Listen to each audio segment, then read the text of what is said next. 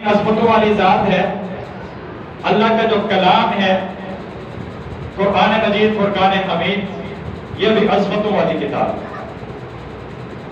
جس بھی چیز کا تعلق اس قرآن کے ساتھ جڑ جاتا ہے تو قرآن اس چیز کو بھی عظمت نصیب کرتا ہے. ایک کاغذ ہے، سادہ صاف کاغذ ہے، وہ اگر زمین پر بھی گر جائے کہ اٹھاتا نہیں ہے، لیکن اس کاغذ پر بسم اللہ الرحمن الرحیم لکھ دیا جائے، اب اگر گر جائے تو فوراً اس کو اٹھایا جائے گا، چوما جائے گا، منہ سے لگائیں گے اور پھر اونچی جگہ پہ اس کو رکھا جائے گا. تو کاغذ کو یہ مقام اور مرتبہ یہ قرآن کے تعلق کی وجہ سے ملا. ایک پھٹی ہے، ایک ریل ہے، ایک لکڑی ہے، جب تک وہ عام لکڑی ہے وہ پاؤں کے نیچے بھی آئے کوئی اس کو اٹھاتا نہیں ہے، لیکن اسی لکڑی سے جب ایک پھٹا یا ریل بنا کر اس پر قرآن رکھ دیا جاتا ہے پھر اس کو کوئی پاؤں لگانے کے لیے بھی تیار نہیں ہے.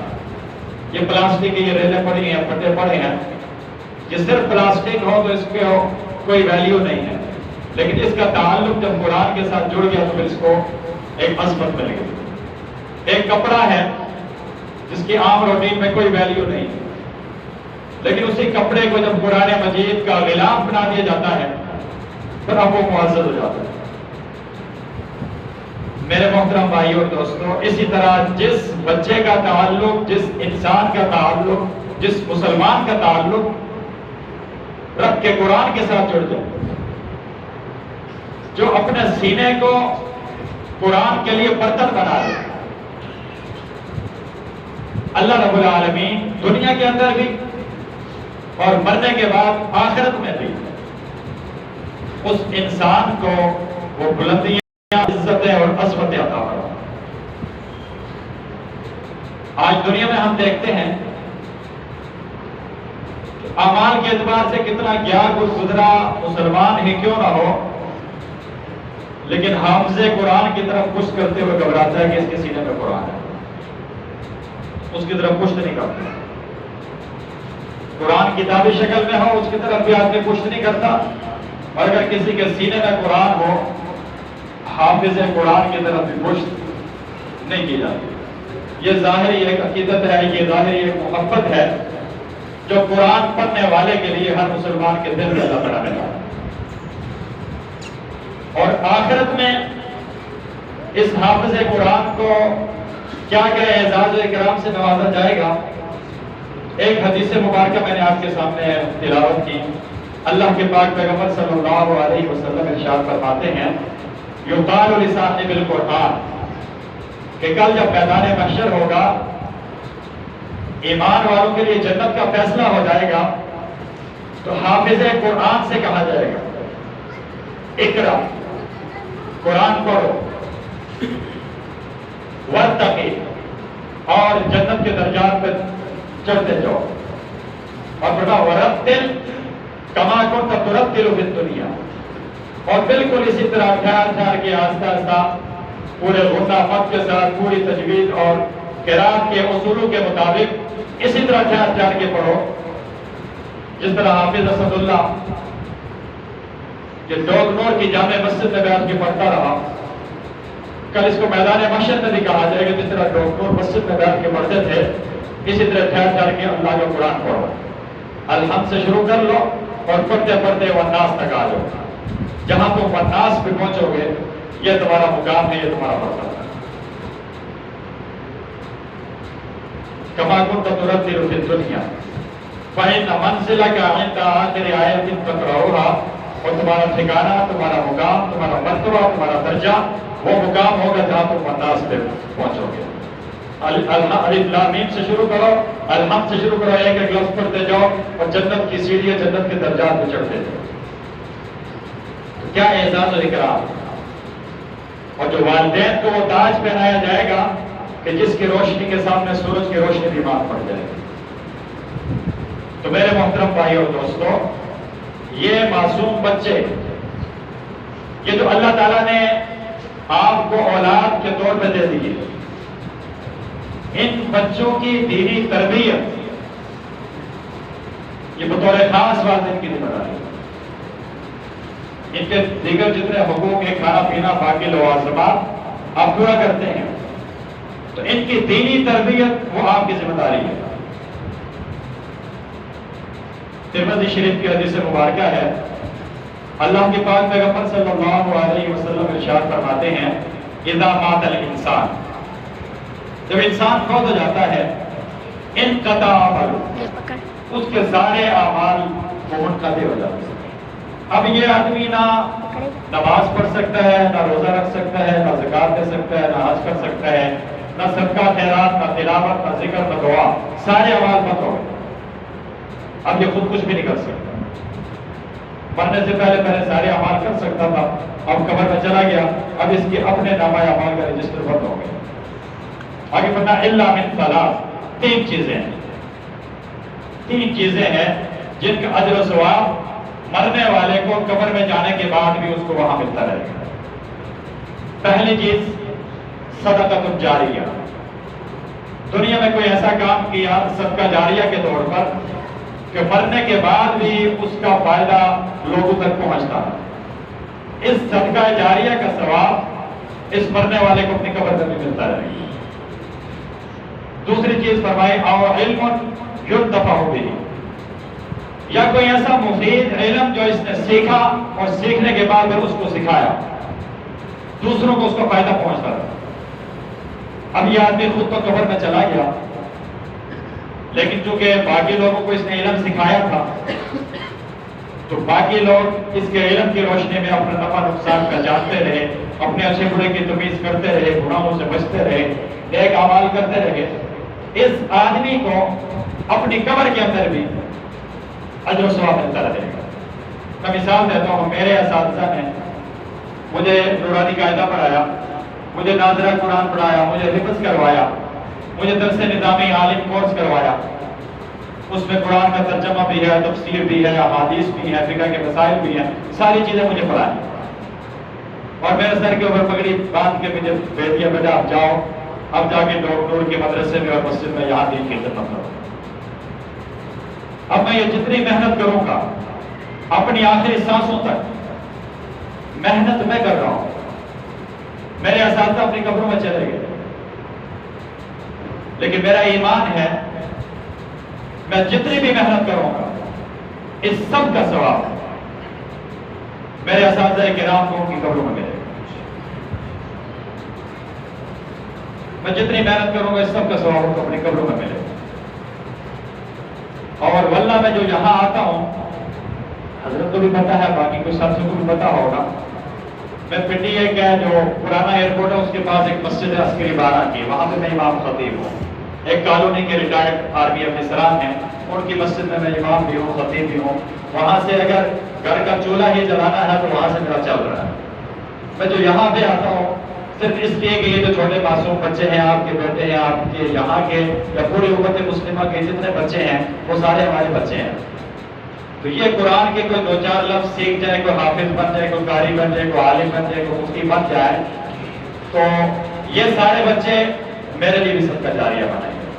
میں نے بھی دنیا سے جانا ہے، جب کل میں قبر میں چلا جاؤں گا تو یہ معصوم بچے حافظ اسد اللہ، حافظ کفایت اللہ، حافظ قرب ربی، یہ 3 تو آپ کے محلے کے بچے ہیں جنہوں نے الحمدللہ 2 سال کے قلیل عرصے کے اندر اسی چھت کے نیچے، اسی مسجد کے اندر، اسی مدرسے کے اندر الحمد سے لے کر والناس تک پورے قرآن کو اپنے سینوں میں محفوظ کر لیا۔ یہ میرے لیے صدقہ جاریہ بنے، باقی آپ کے جتنے بچے ہیں یہ میرے لیے صدقہ جاریہ بنے۔ صرف اس نیت سے میں وہاں سے یاد روزانہ آتا ہوں۔ اللہ تعالیٰ میرا آنا بھی قبول کرے، اور یہ جو جتنا سلسلہ چل رہا ہے یہ سارا اللہ تعالیٰ قبول فرمائے۔ تو میرے محترم بھائی اور دوستو، اپنی اولادوں کو نیک بنانا یہ انتہائی ضروری ہے۔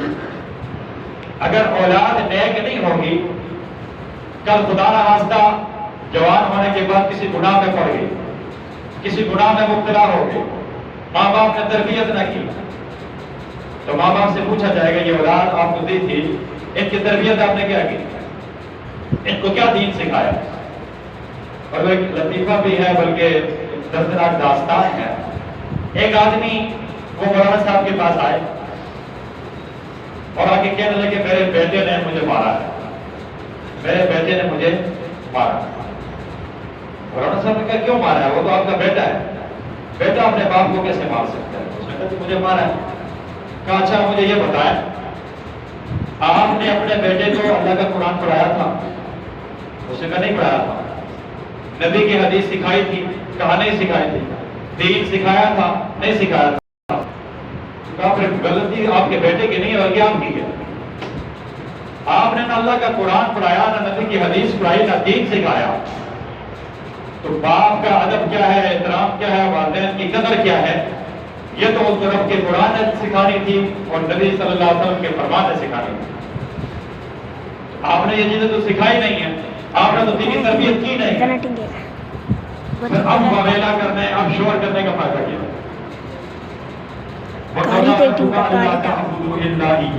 وَبِالْوَالِدَيْنِ إِحْسَانًا، یہ وَبِالْوَالِدَيْنِ إِحْسَانًا کا جو درس ہے یہ تو اللہ کے قرآن نے دینا تھا، یہ تو نبی کی حدیث نے دینا تھا، لیکن اپنے بچوں کو دین سکھایا نہیں۔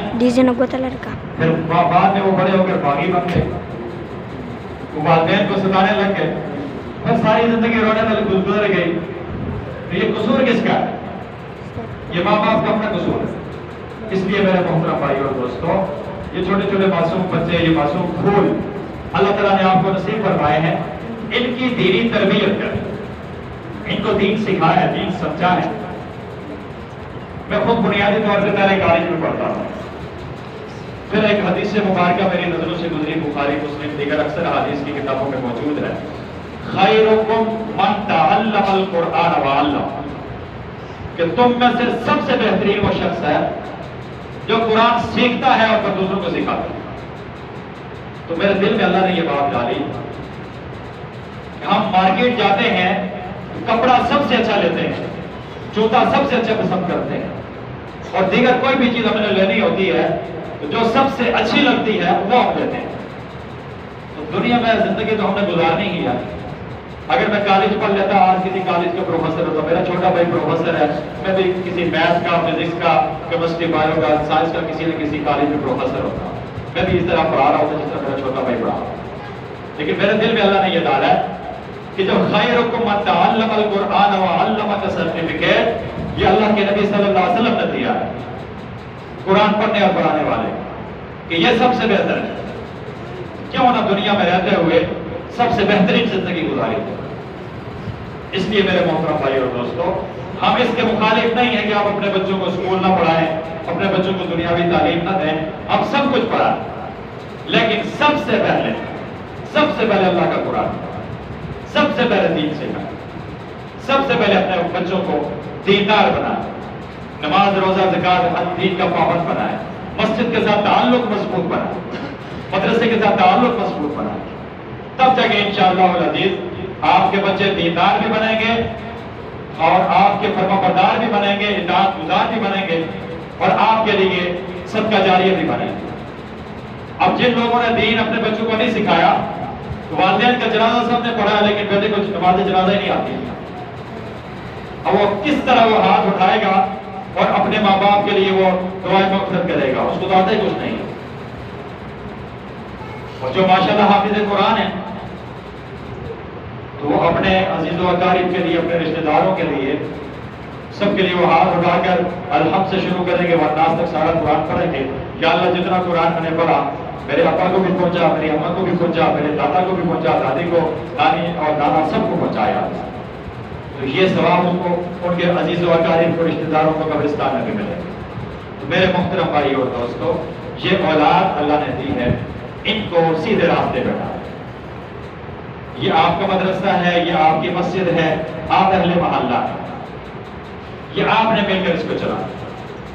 آپ ہمارے دست و بازو بنیں، اور قرآن کا اصول یہ ہے، 6 سپارہ سورہ مائدہ کی آیت ہے، تعاونوا علی البر والتقوی، نیکی اور اچھائی کے کاموں میں ایک دوسرے کے ساتھ تعاون، اور ولا تعاونوا علی الاثم والعدوان، گناہ اور زیادتی اور ظلم کے کاموں میں ایک دوسرے کے ساتھ مددگار نہ بنو۔ یہ قرآن کا اصول ہے۔ تو یہ قرآن پڑھانا، یہ مدرسہ چلانا، یہ مسجد کو آباد کرنا، یہ نیک کام ہے۔ اب یقین مانیں کہ مسجد یا مدرسے کے بغیر یہ آباد ہو ہی نہیں سکتی،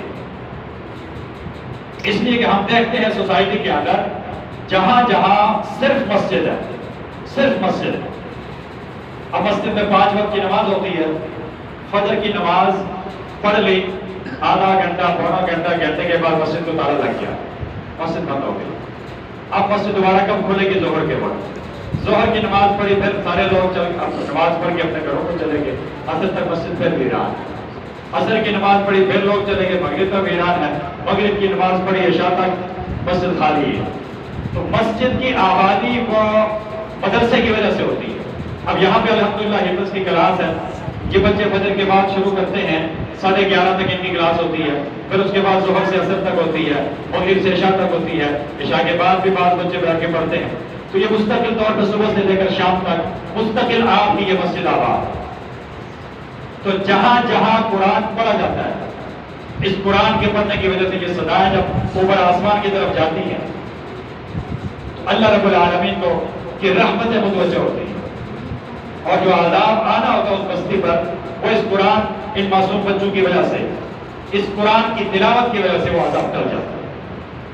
اس لیے میرے محترم بھائی اور دوستو، اس مسجد اور اس مدرسے کی آبادی میں جب تک آپ ہمارے دست و بازو نہیں بنائیں گے، اس وقت تک ہمارے بس میں نہیں ہے کہ اتنا دور سے چل کے آگے اس مسجد کو آباد کر سکیں، اس مدرسے کو آباد کر سکیں۔ اس لیے بطور خاص جو اہل محلہ ہیں، جو یہاں اس مسجد کے نمازی ہیں، ان سے بطور خاص درخواست ہے کہ ہر اعتبار سے اس مسجد کو، اس مدرسے کو آباد کرنے کی فکر بھی کریں، اس کے اندر اپنا حصہ بھی ڈالیں ہر اعتبار سے۔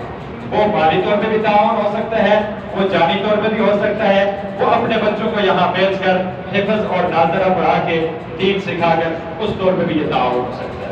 امید ہے کہ آپ سارے ہمارے دست و بازو بنیں گے اور اس نیک کام میں بڑھ چڑھ کے آپ اپنا حصہ ڈالیں گے۔ اللہ تعالیٰ ہم سب کا یہ مدرسہ چلانا، یہ پڑھنا پڑھانا، یہ ساری چیزیں اپنی بارگاہ میں قبول و منظور فرمائے، ہم سب کو اخلاص کے ساتھ دین کی خدمت کرنے کی توفیق نصیب فرمائے۔ اب آخر میں جس بچے نے یہاں پر حفظ کی تکبیر کی، حافظ اسد اللہ، میں اس کو بھی مبارکباد دیتا ہوں۔ ان کے دادا ابو ہیں، ان کے والدین ہیں، اور ان کے جتنے بھی عزیز و اقارب ہیں، رشتہ دار ہیں، سب کو میں تہ دل سے مبارکباد دیتا ہوں۔ اللہ تعالیٰ اس بچے کا قرآن حفظ کرنا اپنی بارگاہ میں قبول و منظور فرمائے، اپنے پورے عزیز و اقارب کے لیے، رشتہ داروں کے لیے، اپنے والدین کے لیے، دادا دادی کے لیے، دیگر رشتہ داروں کے لیے، سب کے لیے اللہ تعالیٰ وہ ذرا باعث سے برکت بنائے اس کے قرآن کو۔ اب یہ بچہ آپ کے سامنے آئے گا اور آ کے یہ بچہ اپنا آخری سبق سنائے گا، اور اس کے بعد انشاءاللہ العزیز ہمارے اساتذہ، ہمارے بزرگ علماء کرام انشاءاللہ اس بچے کے سر کے اوپر وہ دستار فضیلت باندھیں گے، پگڑی باندھیں گے۔ اس کے بعد انشاءاللہ ہمارے جو ادارے کے سرپرست ہیں حضرت انشاءاللہ دعا فرمائیں گے، دعا کے بعد پھر انشاءاللہ کھانے کی ترتیب ہوگی۔ تو حافظ اسد اللہ سے میں ملتمس ہوں وہ تشریف لائیں اور اپنا آخری سبق اساتذہ کرام کو سنائیں۔